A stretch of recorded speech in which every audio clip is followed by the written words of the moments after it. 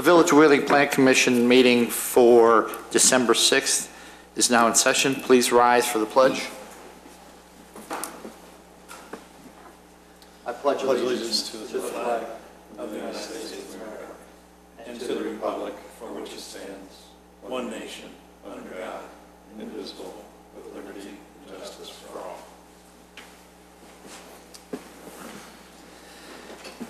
Since our Secretary Pro Tem is not in attendance tonight, I have asked Commissioner Johnson to be our Secretary for tonight's meeting. Mr. Secretary, would you please call the roll? Commissioners Dorban and Stylen both gave prior notice that they would not be here tonight. Commissioner Burns? Here. Commissioner Johnson, I'm here. Commissioner Schaaf? Here. And Chairman Rufato? Here. Mr. Jennings, any changes to the agenda? We do have a couple of changes given the attendance tonight. We are going to postpone the discussion of other business item A and other business item C, which would be the landscape maintenance requirement and the Plan Commission Secretary election, respectively. Thank you. Next on the agenda is citizen concerns and comments. Is there anyone in the audience wishing to speak tonight? No? Okay. We'll go on to consent items. We have 3 consent items. Docket SCBA 1252, bargains in a box, 526 West Dundee Road, appearance approval of a wall sign. Docket number SCBA 1253, Cano Packaging, 1230 West Palatine Road, appearance approval of wall sign.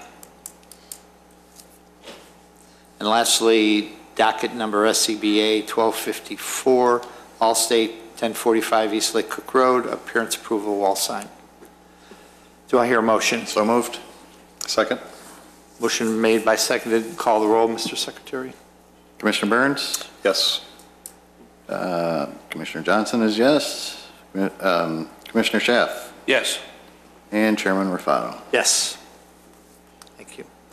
Items for review. Docket number SCBA 1255 Creekside Plaza, 200-300 McHenry Road, appearance approval of freestanding signs. Mr. Jennings. Catching up, just 1 second. Okay, sorry I'm moving real fast.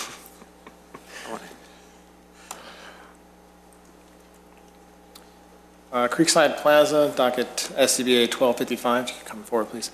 This item was in front of the Commission as a previous docket number about a month or so ago. At that time, the original petition failed.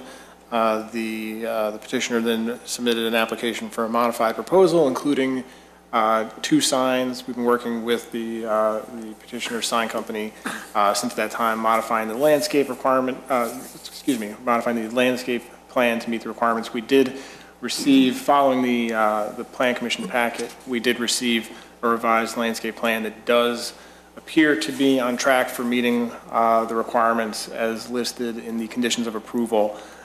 We just need a couple of minor things, some dimensions added to it, but it looks like it is going to now meet all the requirements. So with that, I'd like to pass it off to Mr. Ogg.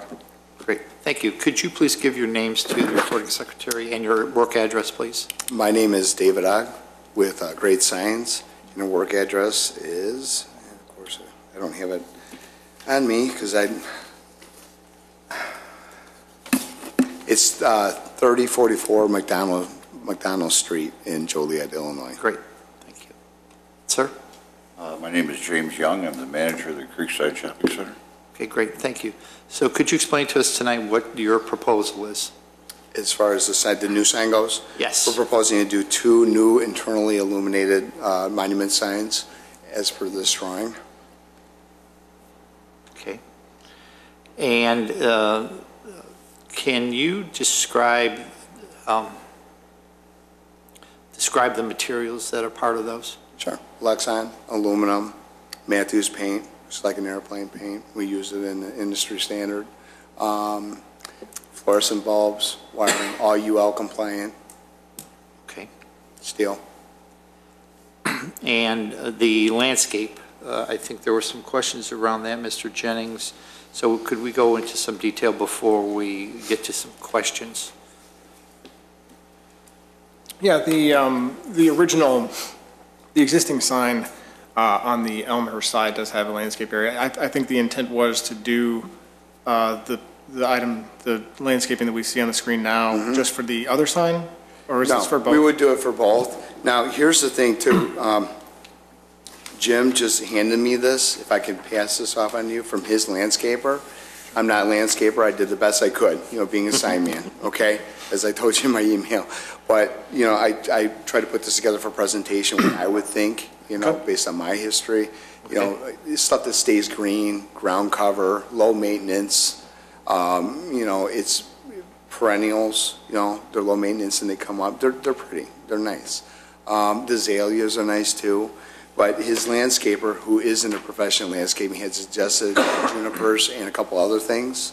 So, it's a little bit different than this. Can I pass this off on you? Sure. Sure. Mr. Jennings. Just Maybe procedurally, there's enough for everybody. Yeah. Thank you. Absolutely. He just gave me this tonight, so.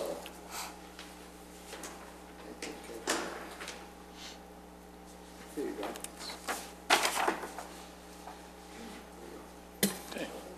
Thank you. Sure, here you go. Okay. That's based on a professional landscaper, so. and this would be in lieu of the plan on the screen right now? Yeah, it's a little bit different, like it doesn't show like azaleas per se. It has junipers in there. Junipers, they stay green, they're low to the ground. It's 18 inches off the ground, to the bottom, so you want to keep the face so you can see it, of course. Mhm. And it does its job. But, landscaping is to make it, pretty, beautiful around it, aesthetically. So what we're trying to do is do that. With the junipers, that'll work. I can't remember what else did he say in there? Daffodils. Yeah, daffodils, like the perennials. And he was suggesting going with the daffodils.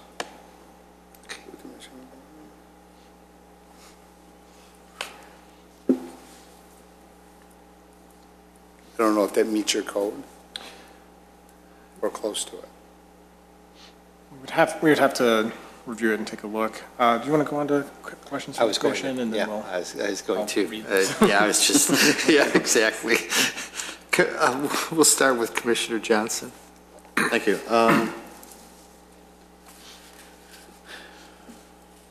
Looking at the drawings here, this is much better than the previous idea. Is the address also illuminated? No, On this that drawing, is- it I kind did of looks not- like it is. I didn't call it out. It is, it'll be vinyl, on there, Okay. vinyl graphics. It doesn't need to be illuminated. No, I know. It just appeared like it was Right. on the drawing. You know why I did the white around there? Because we do like a white and then the red, so it kind of Oh, highlights. okay. Yeah. That's all I have right now. Commissioner Schaaf. Thank you. I really have nothing except to echo Commissioner Johnson's thoughts. I like the two signs better than the one combined sign. Thank you. On the McHenry, you've got kind of like almost two shopping centers there. They butt up close, and it looks like the Elmhurst Road would be on those stores that are closest to Elmhurst. Are you going to try to put all of them on both signs? That is correct, sir. That is correct. Okay, I don't know how many tenants. I thought you There's had 18. There's 18, and this should show 2, 4, 6, 8, 10, 10. 10. And then we were going to use one panel to advertise like leasing information. Oh, okay. That's what we were going to use it for. We had to do that to balance it, I guess, So you'd have 12, or wherever you'd have the 9 on this side and the 9 on that side, and another one the same. Could you to meet speak into code. the microphone so? I'm sorry about that. We'd have 9 on one side and 9 on the other, so you could meet, your code that you guys have. Oh, okay, so you're going to put all of the tenants on one sign? On one side. And then duplicate, That is correct. Right, we'll do it, duplicate it on another one. So what we do on one, we're going to do on the other sign, okay. yeah. That's all, but I certainly like this idea better than the one V-shaped sign there at the, I actually do, too. Yeah. Thank you very And- much. I agree with you on that. thank you. Commissioner Burns. Thank you. Thanks for doing this work and complying with our request to go with the 2 signs. I think this will be better for the shopping center and therefore for the village. Now, the sign itself, the pylon's like 18 inches high above the ground, Yeah, and then the plants will be underneath it, but the address is going to be below that, so careful what you plant there. We don't want to obscure the address, and that's why we're going with the junipers, to kind of keep it low to the ground, if that makes sense. And for this picture, for this graphic, you put white behind the red. I hope the colors that you choose, there'll be a nice contrast, so again, that the address is quite obvious to people that are looking for 296 McHenry Road. And finally, Weber junipers and daffodils sound nice, but unlike some of my fellow commissioners, I'm not a member of the garden club. And then there's the code, which has specific recommendations, and so there may be more requests than just those 2 as to what you would throw down there. And just to confirm, the existing pylon sign then is going away, and this It's is gone. replacing it. It's part of the deal. It's omitted, going, we're Great. getting rid of it. Thanks again. It's an eyesore. Yeah, this will be nicer. Those are my questions and comments, Mr. Chairman. Thank you. Question about the sign that's right in front of us now.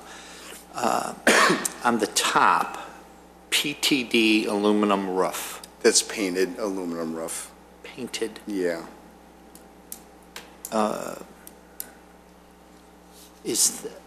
I'm just thinking that eventually is going to,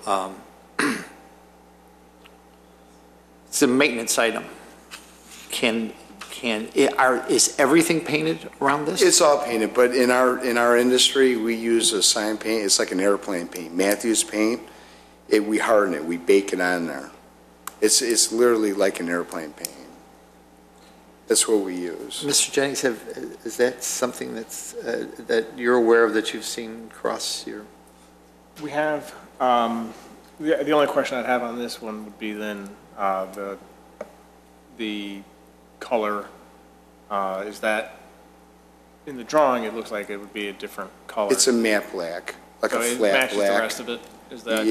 Yeah, it's like a flat black. So it's just a graphic effect to show Yeah, it was. yeah, if we were gonna do something with the roof, the only thing that I would suggest, just as a designer, would be maybe like a charcoal, like a little bit lighter, not too much lighter than that, Of course, it's all determined by you guys, but I'm just saying, it is a roof. I can do it black. Well, my concern was what that meant. And if the whole thing is painted and it's consistent with the rest of the sign, I don't have any issues with that. Okay, Does anybody else have any No, issues black with is that? fine. No? so Okay, just paint it black. right. Okay. Then, as far as the landscape goes, what we need to do is take this, okay, and translate it into a plan that was before us, that was here. So this then becomes an official record so that when we go out for approval, we can see what's actually planted instead of looking at a paragraph. Okay, So we'll need that. I think as far as the dimensions go, Mr. Jennings, is this, I mean, it looks correct? It does. Based on the size of the sign box on this looks about right. We would need to dimension it out and make sure that it meets the 96 square foot minimum requirement. We've got, as a coincidence, on the docket tonight, later on the agenda, we've got a sign code amendment that relates to this, that changes our landscape requirements and our landscape bond requirement. So given those changes, I'm pretty confident that we can work on this. I think we've got a very good idea of how to combine Yeah. what you just handed us with what you submitted earlier today. Just bring this up to code. Right. Exactly, and I Can do think, that for you. and I think we do have a little bit of time, given the weather, to discuss that, so. Right, because that'll be a spring thing to do. Right. Right. And it's important that we do have the drawing and it's up to code, Okay. that we have it in our records so we can reference this back to this as you're doing it in the spring, instead of looking at a paragraph of words. So we have this. This is very good. If you did this, that was pretty good. Thank you considering very you're a much. sign guy. You helped me out a great Okay. deal. It's a nice I'm a plan. visual learner, and he was kind enough to give me a few things to go off of, so. So then, though, sir, we've got the Creekside Plaza sign that we were originally going to change. Are you changing any of the landscaping there, or is that going to be what we have there right Yes. now? That is all the evergreen type bushes, and it's also the daylilies planted all around. Right. It would It be, wasn't intended to be changed, no. right. It would be nice if you could just add some color in the spring, some perennials. And I'm not going to hold this up for that, but I would like to just see some perennials, some color in that. That's a nice, that sign's a really nice sign. Yes. And if you could just add some color to that besides the daylilies. Daylilies are there in the spring and then they're gone. As you can see in the picture that you have here, and now this was probably in the fall, but everything is cut down. If you have some perennials that could stay around for a little bit longer, it'll make that a little bit more attractive. You have some perennials here, I believe, that you could probably get a couple of more pots of those and throw those in there too. All right. Great, thank you. And as the rest of the commission said, thank you for coming back. That shopping center I go there all the time, and I know personally some of the owners in there, and this is great for them too. So thank you. Very good, thank you. And Mr. Jennings, what are the conditions that we have right now? Right now, the way this is worded, we've got an update to the motion itself that references the landscape plans that we received, both the APS plan and the plan you submitted earlier today. So right now, the motion references both of them. Okay.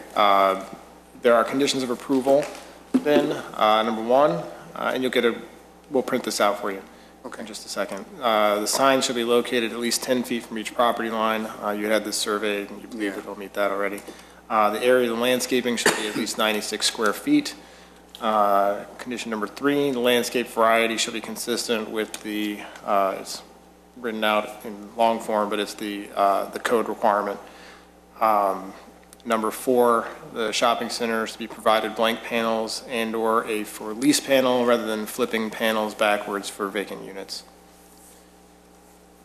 The third condition just lists out the percentages of each type of plant that our code requires. Okay. Andrew, should that be worded that it's 96 square feet for each sign? Because it makes it sound like we're only talking about one sign here. Landscaping area for each That new was a sign. question I had. And I wasn't sure. Even in your proposed motion, it just talks about a sign, a freestanding There are now sign. 2 signs. We'll update the motion to note that there's 2 signs. Okay. Thank you.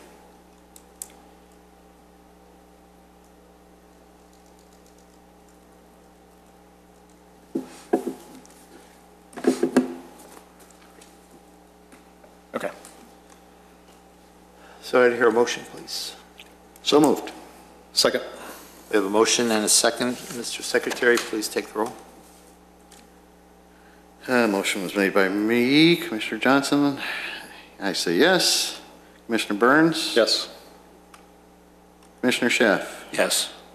And Chairman Raffato? Yes. That is 4 yes and 2 absent. Great, thank you. We'll have something for you to sign. Thank you very much, and thank you. Thank you very much. Thank you, I appreciate it.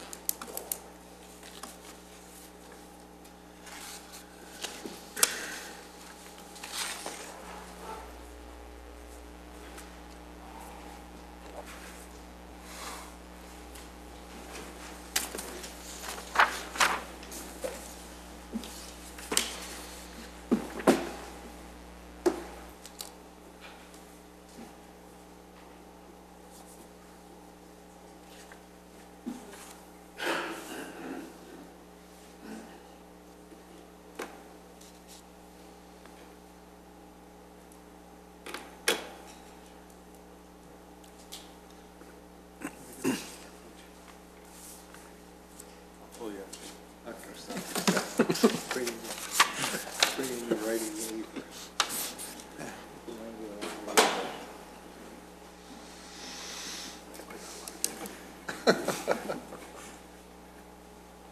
you. Just a second.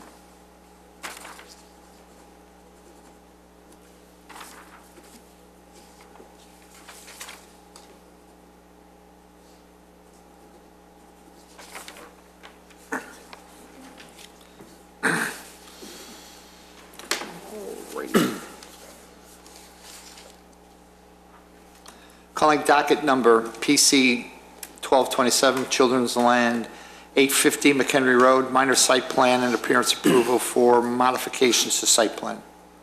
Mr. Jennings. Please. Docket number PC 1227. The site plan for this particular property was approved in conjunction with the special use for the new business. Involved new construction of the building itself, parking lot, landscape areas. During the installation of the landscaping and the completion of the various features on the site, the property owner worked with the landscape architect to make some field changes.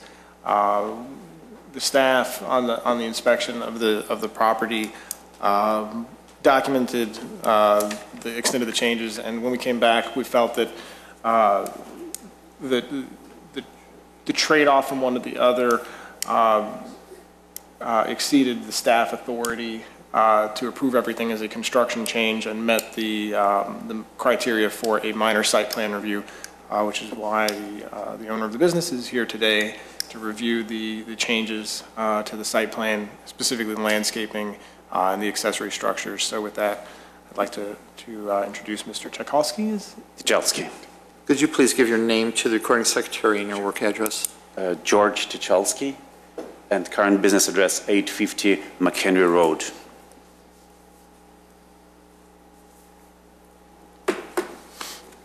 So, Mr. Tchaikovsky, could you please describe the changes that you have made on the site, probably starting with the landscape, then going to the gazebos and the shed, okay?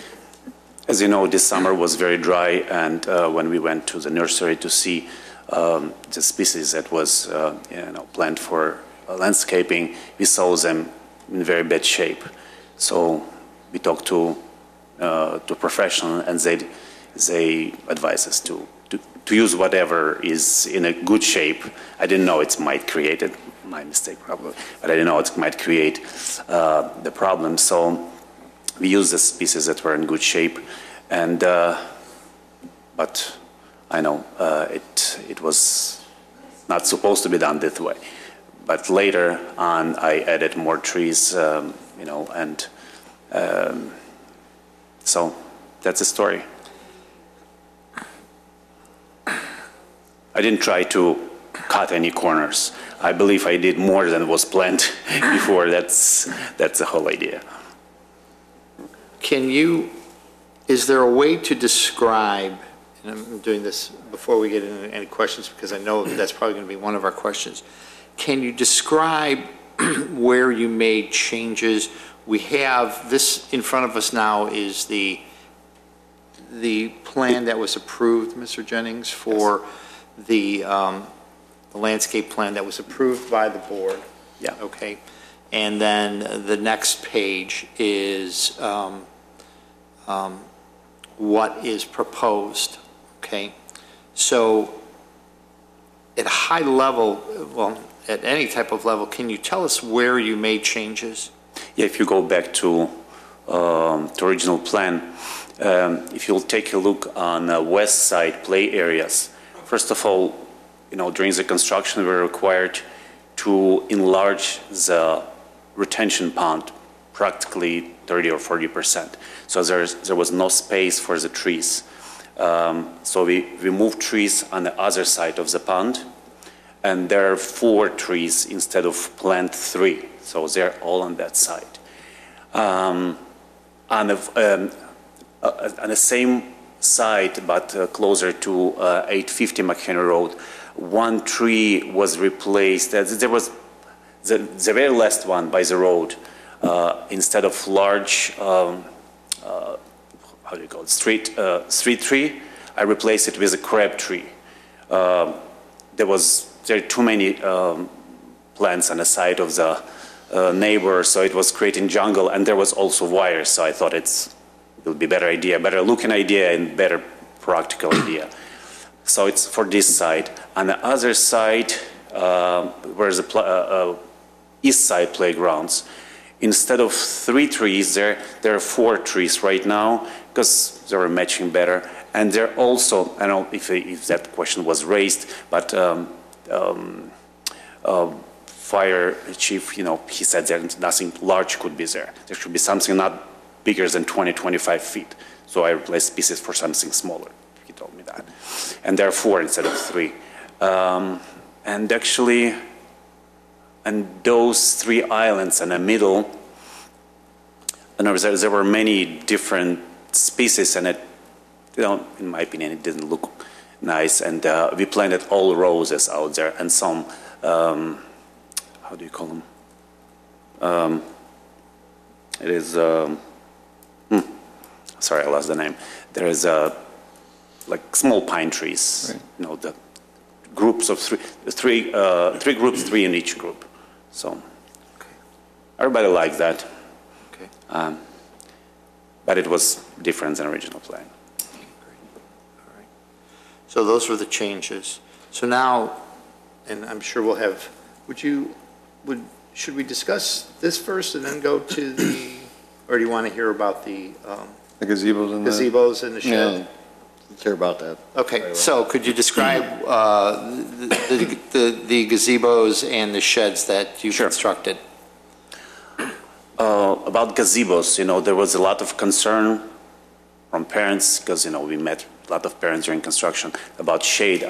And I was under impression that gazebos are not structure because, it is $2,000, gazebo made from very light metal. 2 men takes a couple of hours to install them. And I haven't thought that it's something, not, I thought it's easy installing, it's easy to remove them. So we installed 2 of them, and we're planning to install 2 more.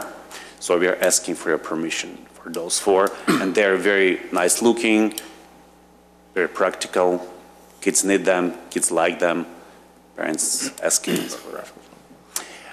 And about shed is at the very southeast corner. We need that because we have a lot of outside playground equipment like bicycles and cars, kids' cars, toy cars, and we have no space to, and they're pretty heavy. They're commercial grade. They're about $200-300 each, so they could last for years. But it is very hard, and we don't have space inside to get 20 or 30 of them inside every time we take kids to play. So it will be very helpful to have it on outside to store them over the winter, and every time we don't need them. Okay. And gazebo, we bought the gazebo itself, but we haven't installed it. Okay. So. Okay. Anything else, sir? No, this is 3 major things. Thank you. We'll start with some questions. Commissioner Burns. Thank you. Okay, let's start with the landscaping. I understand there's now more trees planted than the landscape plan that was approved, but yes, it was like that. It was a couple of less tree planted originally, but after final inspection, when I realized that I did wrong, I planted 4 more trees, and now it's more trees planted. okay. I was actually out there this afternoon, and everything looks beautiful. The building, the plantings are brand new. What I don't know is what they're going to look like when they're fully grown. Andrew, do you know of any significant difference between the trees that were approved and the trees that were planted, the pine trees or Well, yeah, the crab tree? There are some significant differences, but what I think they had to adjust for were the limitations of some of the locations. As the petitioner said, there's a obstruction with overhead wires made the crab apple a better choice than the American elm. There were a couple of things like that where the tree is not the same type, crab Right. apple is ornamental versus a shade tree, but a shade tree in that particular location Yeah. might not have been possible. So there are certainly some differences. There are some new evergreens near the trash enclosure to the east of it that are, I don't think you had anything at all similar. The weeping Norway spruce, there are things like that that I don't think were on the original plan. So there's no comparable tree to say that necessarily replaced one thing or another. It's just an entirely new area. So for comparison purposes, this is part of the reason that we have it here, is because it's a different concept than what was originally contemplated. The area around the detention originally had shade trees on the east side, which have now moved to the west, but then the area directly around the detention has a series of arborvitae, another upright evergreen, and then the compact Colorado spruce Spruces, yes. that are But shaped. those are extra. So they're all, there's, all of those plants are entirely new and there's no comparable planting from the original plan in Yeah. that area. So maybe we lost some shade trees that would lose their leaves and perhaps get bigger, but we've gained some trees that'll be green year-round. Would that be correct? The shade trees, yes, on the east side, those 4, and one crab tree. Yeah, those 4 and one crab tree on the very corner. Those, yeah. But as I explained, these 4, in my conversation with fire chief, he said to me that, please make sure you wouldn't plant anything higher than 20-25 feet, because that fire line that was built there, once we'll pull with our truck, so nothing will be obstructing our equipment. Right. I probably should talk to someone before I made my decision, but based on conversation with him, I planted these trees that are not more than 25 feet. They'll have shade, but they'll not be Okay. large trees. You'll certainly have to work with the fire department to make sure that your current plan, current variation of it satisfies their needs. I'm not seeing the fire lane real clearly here. It's, Looks like it's on the extreme perimeter of the lot. See the, Yeah, it's right there. right there. Yep. Okay, Maybe actually easier to see. okay. This is it here. And the trees that were. And trees, yeah, you can Right there. hardly see them through that, but Okay. they're right along the Right. fire line. Okay, that's my questions about the landscape plan. The gazebos, they look very nice. I assume that that they meet the code for erecting gazebos and wheeling. They're actually over picnic tables that are already out there in the play area.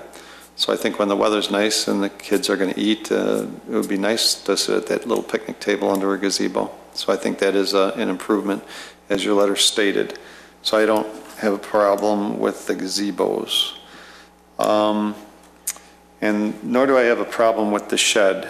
I know you want to put it back there in what I'll call the southeast corner of the property. And yeah, you need a place to put the trikes and the cars, so that'll be good. And those are my only, let's see, yeah.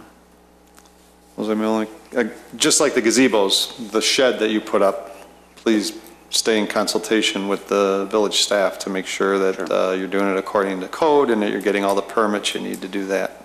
Okay, Thanks. thank you. Okay. Commissioner Johnson. Thank you. I have no questions on the landscaping, but when we get to the gazebos, have you seen the memo from the fire inspector? Yes, I talking did. about the Yes, I did. sprinklers? And how are you addressing that? I don't know. Because he says, what, 3 of them? 3 of them are close enough that they're going to need sprinkler systems in them? What I would suggest for this, given the code requirements, what I would suggest is rather than have a specific solution listed, that a condition of approval be listed on this motion that references the life safety code and gives the petitioner the flexibility to work with the fire department to meet it however it's met. If it's shifting them 5 feet and that satisfies requirements, that's fine. Or if there's some fire suppression, some sort of mechanical fire suppression required, that also be an option. So rather than list one or the other, I would suggest a flexible condition there. Okay. That's all my questions for now. Thank you. Commissioner Shaft. Thank you. So as I'm going to understand, the condition is that working with the fire department, you're going to have to be prepared to either move the gazebo away from your building or put fire suppression in.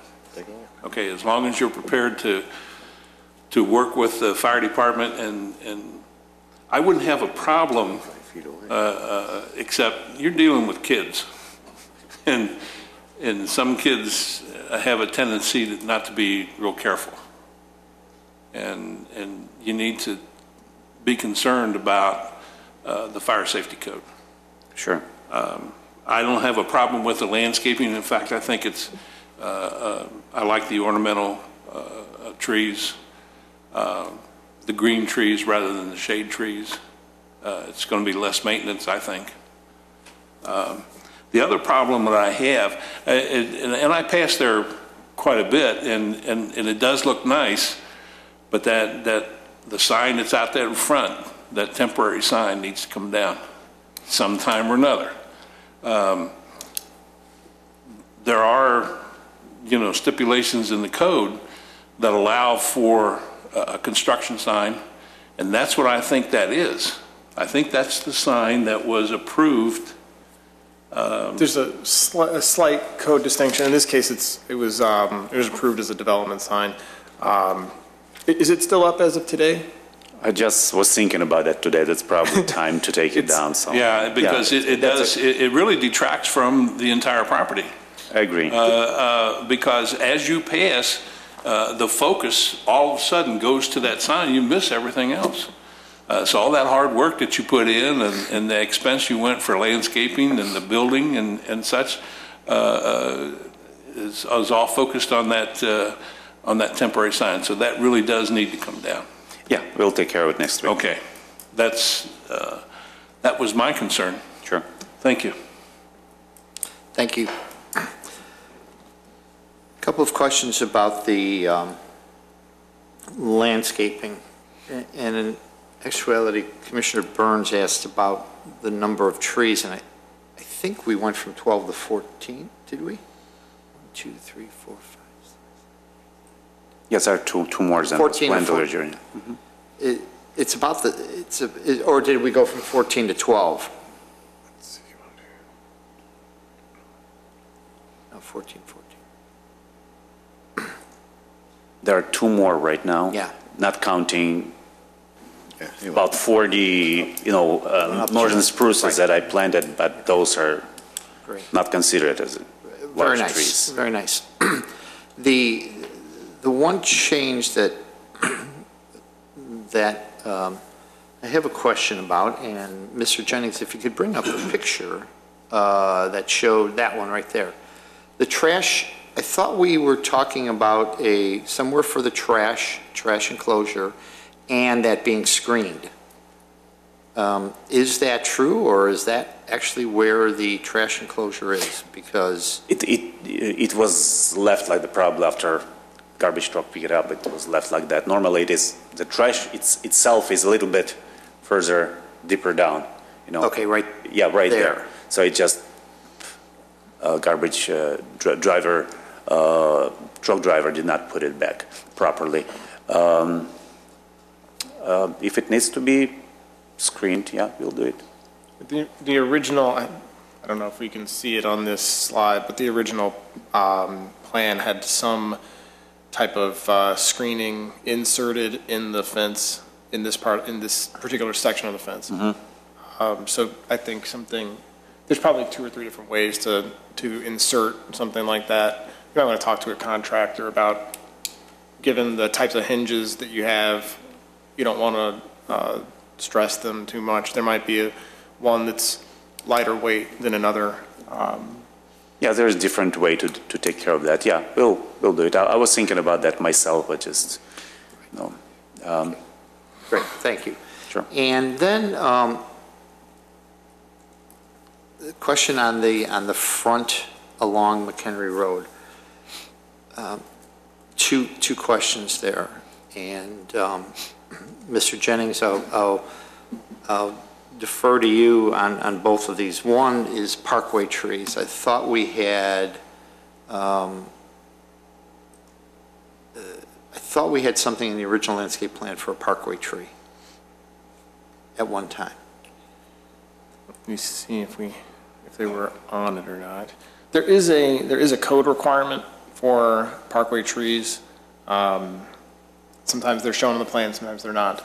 But if during the review for a final certificate of occupancy, there's usually a review. If you look in this area, there are two parkway trees spaced together. What we would typically do with the parkway tree is work with the Public Works Department, the village forester, to figure out what the appropriate tree is in a given location. In this particular case, I don't know if that discussion has happened with the Public Works Department. Okay. The requirement's based on the frontage. So if there's 180, 200 feet, you take that frontage, figure out what the appropriate spacing is for the trees. And in this case, we've got both overhead and underground utilities. Okay. We'll probably limit that list to a really small. So I would guess that you'd probably be looking at two trees in this segment. So relocate one of the existing ones. Maybe So that is part of the code. It is a code requirement. If there is a final CO already issued, it should have been picked up by now. But if it hasn't been, it would sometimes get picked up. All right, excellent, thank you. And then the last one that was brought up by one of the commissioners, not in attendance, but I'll ask this question, and then, Mr. Jennings, I'll look to you. Normally, in a situation like this, we have parking towards the street. We have some type of hedges that would block the lighting. Mm-hmm. Now, we didn't ask for that in the original plan, and I believe there's space there for it, but I know across the street there is fencing. So I'll look to the commission to hear what they think about that. Now, this parking here, of course, I think Mr. Jennings, correct me if I'm wrong, but sir, the parking there is not really permanent parking. It's for probably quick pick-off. If somebody's going to drop somebody off, they're going to probably come through your little entranceway there. Yeah, some people do that. Some people parking cars. Right. So just by way of background, can I back up to the background Sure. real quickly? Please do. The code requirement with respect to parking lots greater than 40 spaces specifically relates to commercial parking lots. You've got a situation where in a commercial district, a commercial use in a commercial district clearly requires it. It is required for a commercial use in a residential district, which is what this is. The question then, I guess, for the commission is, The original plan, I would say that implicit in the original plan review, there was some consideration that whether it was said out loud or not, I would say there's likely some consideration that that shrub row not particularly necessary given the configuration with the fence directly across the street and the primarily daytime use of the property. So that section is up for interpretation. It is somewhat of a gray area when you read through it. So I would just ask the commission, if there's an interpretation that should have been required, that should be required at this point. But I would say that there is definitely enough room for interpretation that it is not a strict requirement in this case. Commissioner Burns, your thought on that? It's also a very wide street in front of that parking lot. I don't think it's necessary to block the few headlights that might shine across towards Cedar Run. Great. Considering everything else that Andrew said. Thank you. Commissioner Johnson?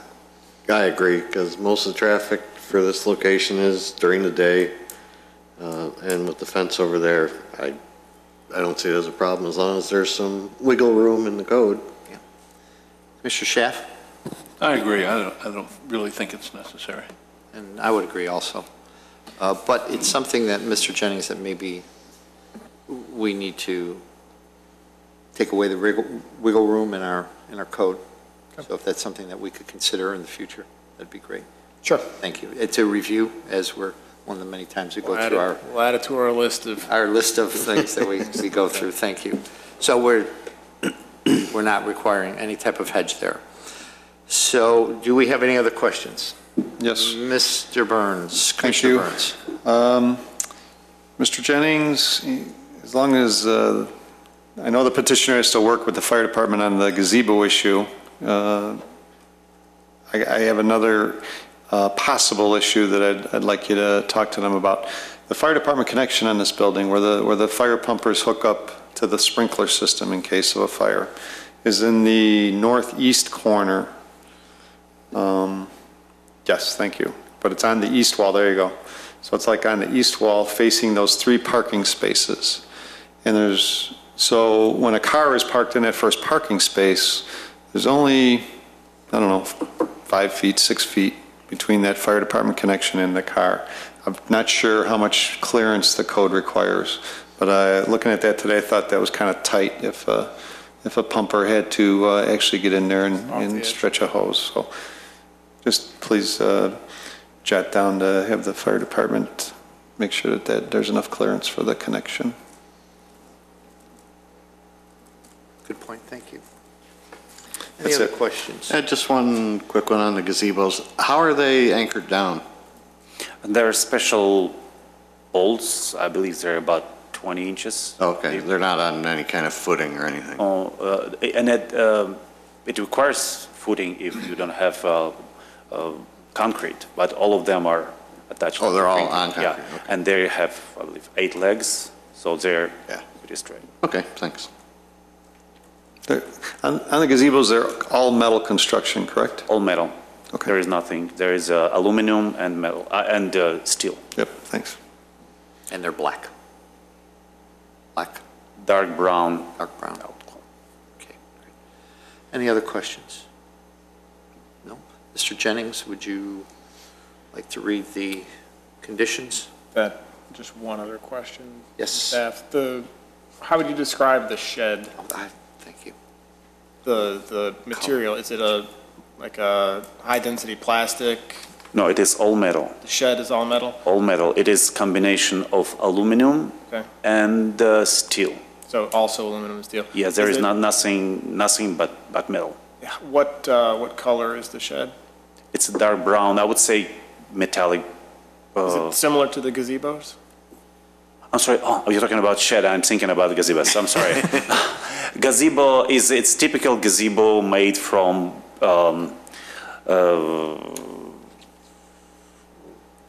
beige or gray. I think it's a beige or gray It is metal I mean, the main construction is some kind of, it's a plastic and it is, Okay, so the And shed metal. is a high-density plastic? Yes, in high-density plastic. In the beige sort of family? beige and gray. Kind of similar to something in between. kind of similar to the color of the building then? Yeah. Something in the beige gray? Okay. Thank you for, So that's going to have to go through the fire inspectors and all the other village codes as well. That was with the set of plans that the fire department reviewed, so I guess by the distance of the building, it was. Yeah. Okay. There are 4 conditions as written right now. Number 1, that all accessory structures shall be modified or relocated as needed to meet the requirements of the Life Safety Code. Number 2, the petitioner work with staff to install parkway trees of an appropriate species and spacing along McHenry Road. Number 3, that screening inserts shall be added to the trash enclosure. And number 4, the petitioner shall work with the fire department to review the clearance of the fire department connection at the northeast corner of the building. And that's it. is everybody okay with those? Okay, great. Do I have a motion? So moved. Second. We have a motion and second. Mr. Johnson, Commissioner Johnson? Motion was made by Commissioner Burns. Commissioner Burns. Yes. Commissioner Schaaf. Yes. Commissioner Johnson, I say yes, and Chairman Raffato. Yes. 4 yeses, 2 absent. Thank you. Thank you, Tim. And it really looks nice. Looks very, very nice once the fencing was all down, and great. Very nice. Have you been inside, Jim? I have not.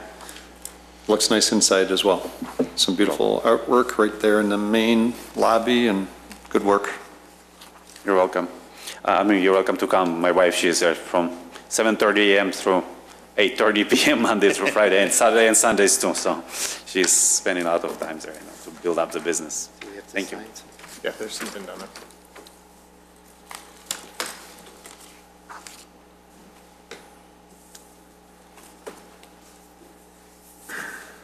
Do you want to start this one or wait? Wait for a second.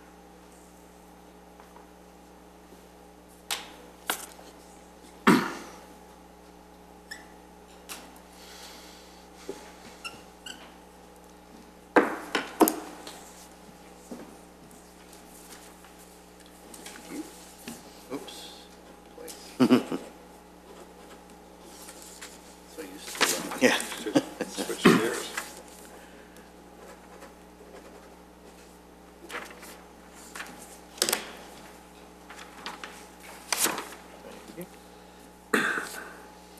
Calling docket number 2012-18 Village of Wheeling Active Transportation Plan.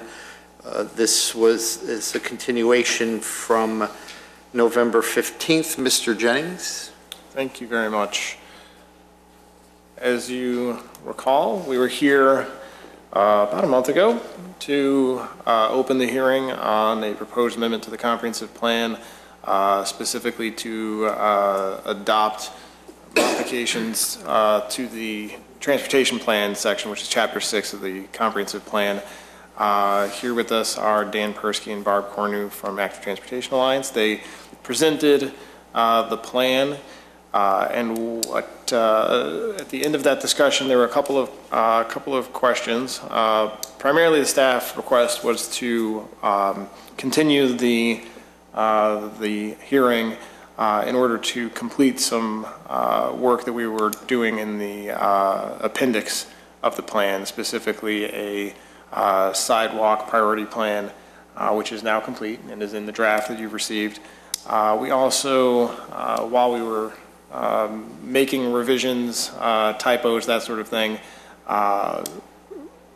had sent comments out to PACE to ensure that they understood the recommendations that were included in this plan. We did receive a letter back from PACE, which I've passed out, which essentially says that they are happy to work with the Village of Wheeling in the future on the recommendations. Of course, a plan like this is a recommendation, purely. It's something for us to work with them on. The specific issues that relate to bus service, specifically PACE bus service, that are included in the plan, extending our infrastructure, sidewalks, to meet the PACE shelters. There are small segments of sidewalks next to some of the shelters that were installed that there's no direct connection currently to our other sidewalks and crosswalks. So that's one piece of the plan that relates to their service. We also had in the I can't remember exactly what section it is, but there's a section that shows the PACE routes that cover Wheeling, and it's overlaid on a transit demand density, which is a combination of residential units, employment in a given area. So based on that information and the anecdotal information that Active Trans collected from some of the major employers and businesses, there were 2 route changes recommended. The biggest change, I would say, is probably the McHenry Road, Lake Cook northwest area. There was a recommendation to extend the route north to the north to get a little bit closer to the business area along Lake Cook McHenry Road. There was another small change that we've actually been talking to PACE about for it's probably about 2 years now, relating to the Wolf and Palatine area. This particular plan is a little bit more specific about that area. There's a suggestion in the latest draft to bring the PACE route across Palatine Road to pick up the evolving land uses in that area, which include more educational uses, things that you'd expect to be a little bit more, have a little higher demand for transit service. So we've sent that suggestion on to PACE. PACE has been receptive, and they've indicated a willingness to work with us on those recommendations. Aside from that, as I said, the biggest modification at this point from the last meeting is that we completed the sidewalk priority plan, and I'll just open it briefly if there are any questions about it.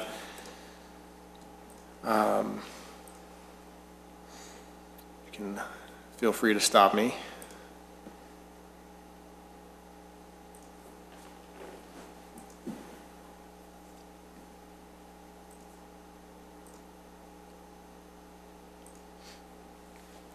And what this priority plan is a suggested framework for improvements to the sidewalk network in the Village of Wheeling. It takes, just by way of summary, the segments were analyzed to determine where the gaps in our sidewalk. Let me see, this may take just a second to open. What you see in front of you are the red segments are all the gaps in the sidewalk network. And then the layer of analysis that was added to that was proximity to facilities. You can see these black circles around the gaps. That's a radius around any facility that you'd expect a higher than average need for pedestrians. Things like libraries, schools, parks, village facilities. So if you take those two and combine them, we added another level of analysis to get to a prioritization. So segments that are relatively short were also given a priority. Segments that would complete the network in that local area, 100 feet or so, would get it, would bridge the gap. Those segments were given a higher priority. So the red on this is a high priority. Those are things that you'd expect. You'd project maybe 2 to 3 years for construction of that segment.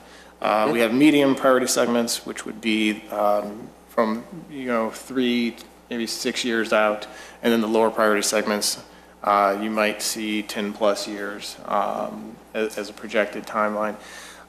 So that is the summary of the plan itself. Along with it, in the text, there's a suggestion of how to go about implementing this program. Without getting into too many of the details of it, there's a suggestion for determining the costs. We've got costs projected for each, the high, medium, and low. And there's a couple of suggestions in this appendix here of how to just look at that as a budget. If you were to take those, determine how much they cost, and give each priority a time frame, 4 years for these, 5 years for these, 10 years for these, you could determine an annual budget. That's just one simple approach to it. There's another, there's a fairly detailed suggestion in this section to modify the entire process by which we require sidewalks, so that the payment is the default. So payment for sidewalk that goes into the fund, so that only the highest priority segments are constructed first. There's the idea behind that one is that it broadens the base that payment is based on. So it makes it part of the building permit fee. It's percentage based and very small, but the number of permits that would feed into it is much bigger. So that's one other approach. There's also the approach of grant funding for significant segments, particularly ones that have engineering concerns that make them costlier.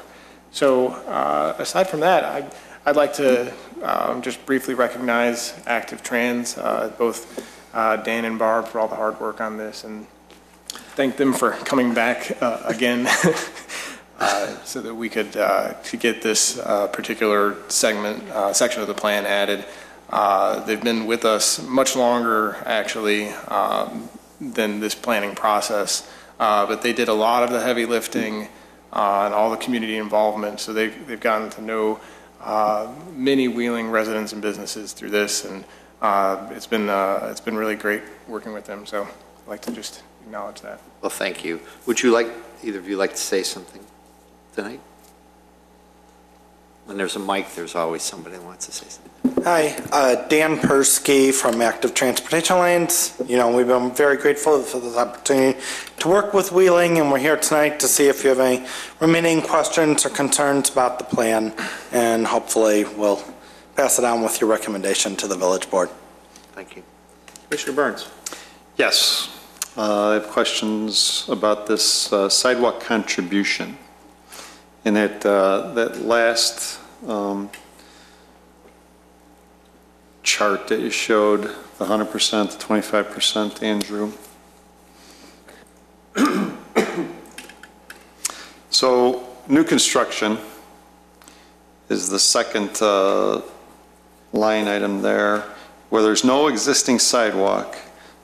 There's going to have to be 100% of the sidewalk paid for by the developer, by the builder.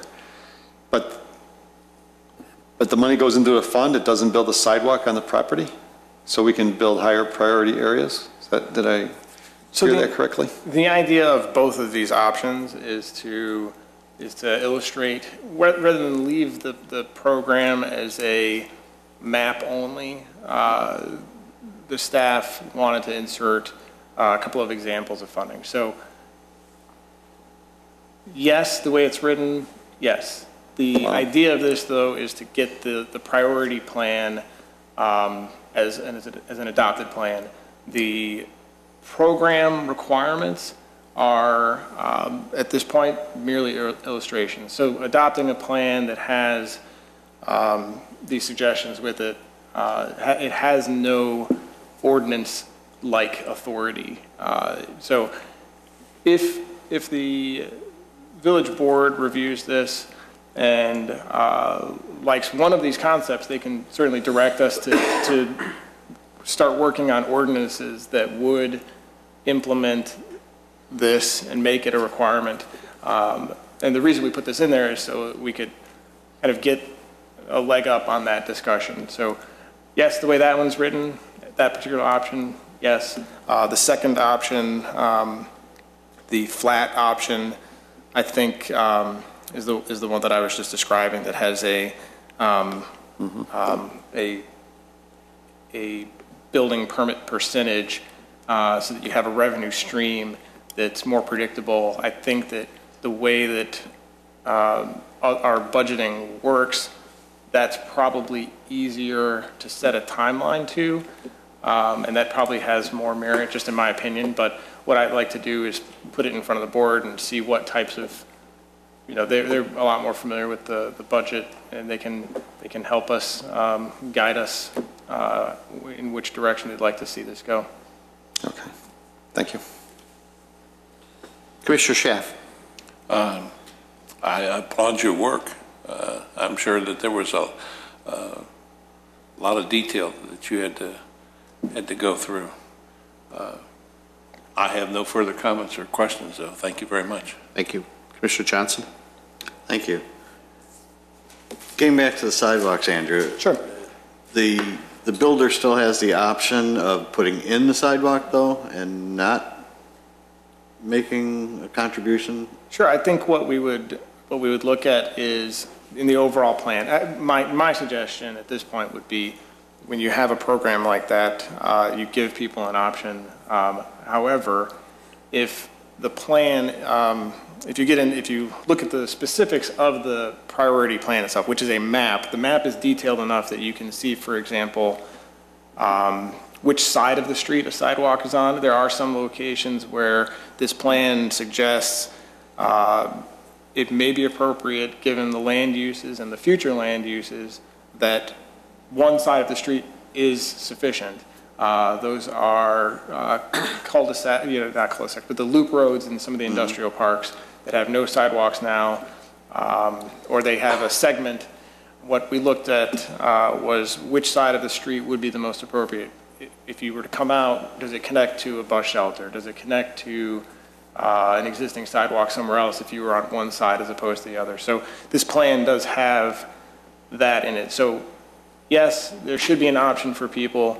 However, that option should be, I think, limited to the framework of the plan. So if they are on a high priority segment and they believe they can complete the installation at a lower rate than what the required contribution would be, I think some sort of provision needs to be made for that. But installing a sidewalk where we do not believe one should be installed, I think, is a different story. So if staff is saying the west side of the street is where the sidewalk should be, and this person's building on the east side, and they say, well, okay, we'll put a sidewalk in that goes nowhere to nowhere, you would kind of steer them away from that? That is the intent of this, to have a more logical progression to the completion of this network. Okay. Thanks. Thank you. My question is around the PACE letter. You specifically told them about routes 221 and 234. And is this their means of working with us? However, it should be noted, as of December 5th, the proposed route changes outlined in the active transportation plan have not been approved by PACE, and PACE has no immediate plans to make significant alterations to these routes? Yeah, that is PACE. They have a process by which these types of changes are studied and implemented, and that is their acknowledgement that, yes, we've received it, yes, we've taken a look at it, it makes some sense. However, they do have a process. And I spoke to PACE when we received the letter, and that's exactly how they described it is, if you have suggestions, we're always happy to look at them. And this makes sense, but they have to study it. They have to take into account more than just the changes in land use. It's a big factor, but they have to take into account other, connecting routes, other things that we're not necessarily educated in. So don't look for it under the tree this Christmas. Mr. Persky, do you have any experience with PACE in any of your other plans? Have they been receptive? We've talked to PACE. They are constantly evaluating routes, remembering that they have several hundred routes that they're responsible for. It's difficult for them to evaluate all of them all the time. I would just say in my personal opinion on this matter is that these route recommendations here are relatively minor, especially the one concerning Palatine and Wolf Road. And they really do bring in a significant number of new riders, mainly because of the office park at Palatine and Wolf, and then with the other one, because of the shopping centers on Lake Cook, they both really have a lot of potential for increasing ridership on these routes. Just as an aside on this, they changed, I received a notice of a change of one of their routes today. The 234 schedule changed so that it could better connect with another route. So these things do change. They do update things. They modify their weekend service. They modify the connection. It is a possibility. But is it the attitude of, don't call us, we'll call you? Not in my experience. They actually, the first time we started meeting with PACE about 2 years ago about this issue, I mean, we've been working with them on shelters and other issues in the past, but the first time we met with them on routes and route adjustment 2 years ago, they initiated the request. Okay, great. Okay, thank you. Are there any other questions? No.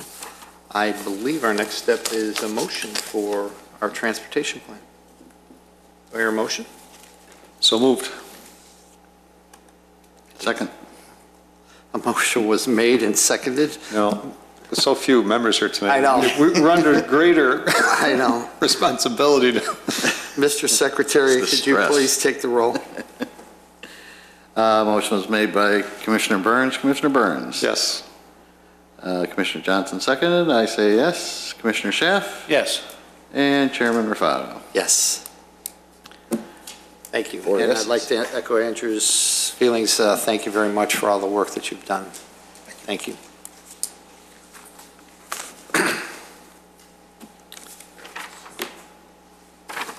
So we go to the next agenda item, or do we have the?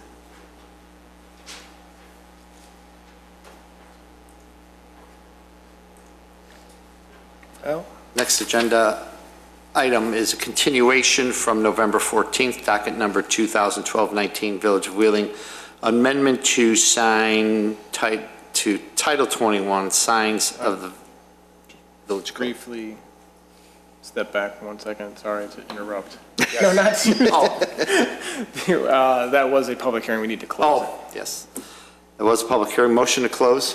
So moved. Second. All in favor? Aye. Aye. I Thank you. apologize for. No, that's all right. interrupting you. And I'm new at this. The sign code amendments, docket 2012-19, as Chairman Raffato said, was continued. The specific request that was made of staff at that time was to incorporate the Streetscape Committee report recommendation with respect to landscaping requirements into the code. And I can give you an idea of how that looked in the end. We took the requirements, not verbatim from the, not verbatim, but they were very close to what was originally suggested. So, pardon me while I click through this. Most of the sections are unchanged. There were a couple of typos that we did address.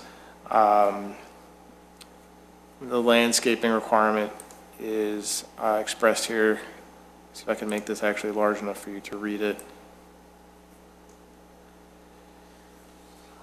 So the previous requirement did specifically mention evergreens and said that you may also include perennials, annuals, and other varieties of plantings. And what we've done in practice over the last few years is to do, I think, more what the new section is to ensure a year-round interest in a variety of plants. The square footage of the landscape area must meet the following guidelines. Evergreen shrubs or other plants with winter interest, 30%, deciduous shrubs, 10%, flowering perennials or annual or seasonal flowers, 40%. The remaining 20% may be planted with the above categories or filled with ground cover or ornamental grasses. So, the idea of this is to not necessarily get out the ruler and measure these areas, but the intent of these plans is to be visually interesting and have a variety of plants so that they are visually interesting year-round. The percentages here certainly encourage that. So we'll be working with sign companies and their landscape contractors to draw plans that meet these requirements. Just have a question on the must meet the following requirements. It just doesn't read right to me. Sure. I don't have a recommendation, it's just, it's a guideline, but you're saying you must meet this guideline.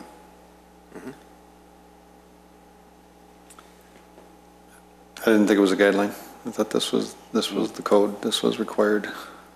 So it must meet the following requirements. Just Yeah, I would go that way rather than,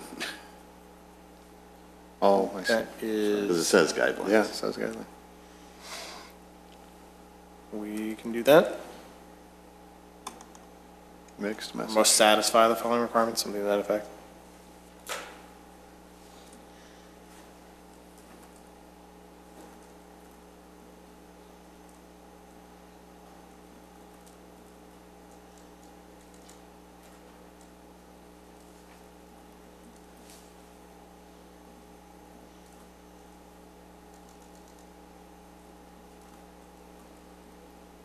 I'm sorry, I got lost. Where, you were talking where?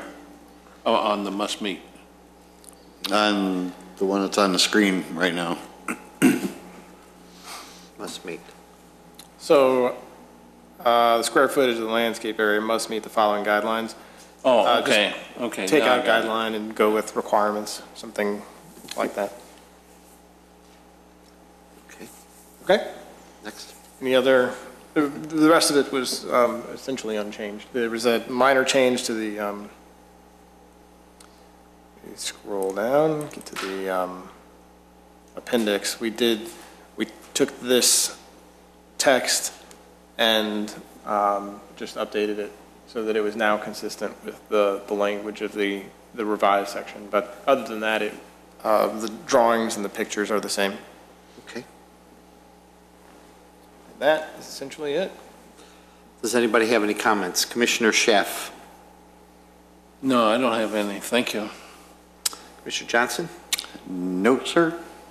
Commissioner Burns? Nothing, Mr. Chairman. So even with that change, we can make a motion? I think that I can write that condition in a way that makes sense.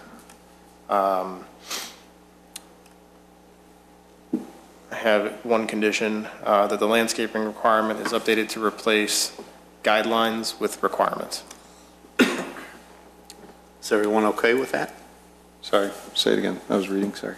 That the landscaping requirement language is updated to replace guidelines with requirements. Yes.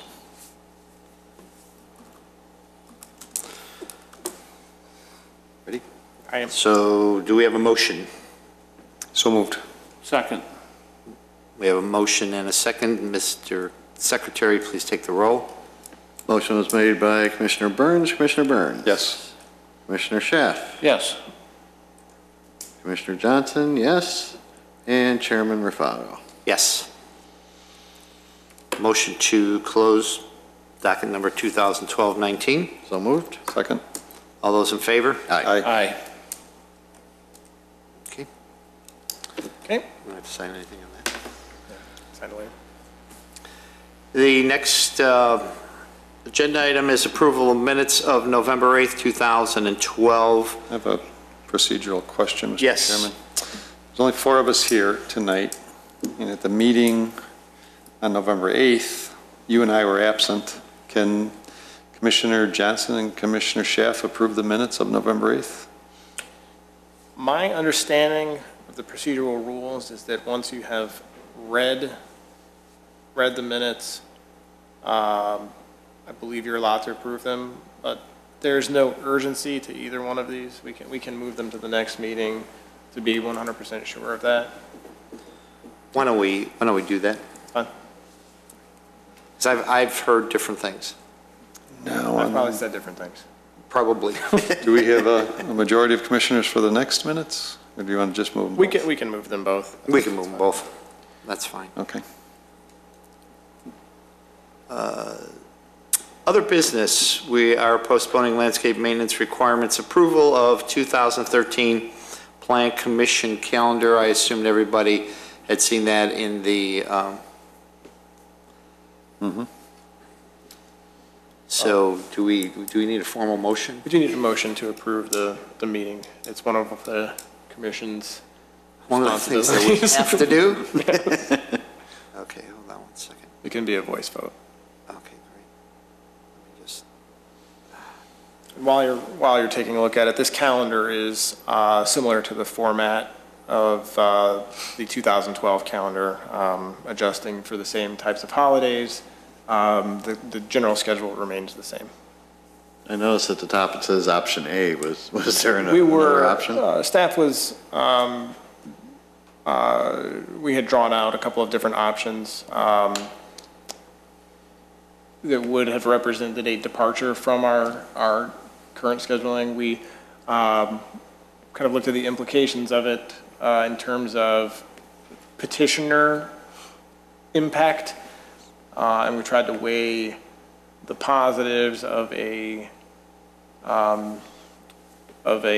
friendlier schedule to petitioners with the impact of a confusing schedule. So we went with something that people are used to. Second, third, and fourth is easy to say. So for next year, maybe we'll start earlier and open a discussion. okay, great. So we can do a voice vote on this? Thank you. A voice vote. Motion to approve the calendar. Second? All those in favor? Aye. Aye. Aye. We're postponing election of Plan Commission Secretary, and also at the next meeting, I intend on, we're going to discuss Secretary Pro Tem, and a Chairman Pro Tem at the next meeting. Andrew, do you have any other business? You received a empty agenda for next week. We had some items that we had probably within the last few weeks disappeared. So we had up until very recently, we had expectation there would be at least a few items on that agenda. The other items, the Southeast TIF discussion and the comprehensive plan discussion that we intended to have after the Southeast TIF discussion are not ready for next week. So we have no particular need from a staff standpoint. We have no project that requires a discussion. If there's a desire to have a discussion on another project, we can add it to the agenda, but otherwise we'll cancel the meeting tomorrow morning. Our next scheduled meeting would then be January 10th, I believe. There won't be one. So is there, I know it's very short notice to think, but is there anything that someone would like to discuss at next week's meeting that will be something that staff could possibly prepare in a week that is high on your list of items? Not for me. Nor I. Nope, not for me. At this time, I can't think of anything either at this time, Andrew, though probably need to cancel it by tomorrow. I think we can cancel it. We will cancel tomorrow, but I think we have some time to cancel it. Okay. I think generally we try to cancel it as early as possible, so that would be tomorrow morning. Hopefully, Commissioner Steilen and Commissioner Dorban can see that if they have any comments. So, thank you. That's on my items. Other business, Commissioner Burns? In light of that cancellation, happy holidays, everyone. See you in January. Commissioner Johnson? I concur with Commissioner Burns. Commissioner Schaaf? And I concur with my constituents. Thank you. Thank you. Happy holidays. Yes, happy holidays, everybody. And I have nothing also, though, one of the, I was talking to Mr. Jennings and Ms. Jones today, and I'm sorry, Brooke. And we were talking about email addresses, and I sometimes get email addresses from Andrew on my home account and from my work account, from the, not work account, the village account, which we all have. So Andrew and we were talking about it, and I think one of them came from someone else that had my village account on it. But we've just standardized, we're not going to use any, we're not going to use the village account as of right now, even though we do have one. So everything will be coming to your email, your regular email? home address, exactly. Though we do get, like for instance, notification of village board meetings, I do get it in my home account, and then I know it also comes to the village account too. So We'll keep the commission-related business to the email addresses that you prefer. yeah, I think that would, Yeah, I have a tendency not to check that very often, The other one. the village very often. One thing we can do, if there's interest in it, I think there are some downsides to it, but we might be able to have them forwarded so that the occasional village email you do get with a notice of an event gets forwarded to your other accounts. So we can ask about that if you'd like. yeah, if it's not, excuse me, if it's not too much. Is there an issue with the Freedom of Information Act? That's the downside I was. Yeah, why don't we leave it like this? Okay. And I too would like to echo the rest of the commission members. Everybody have a happy holiday and Merry Christmas, Happy New Year, and we will see everybody in 2013. So I hear a motion. So moved. Second. All those in favor? Aye. Aye. You're done. Well done. Good gaveling.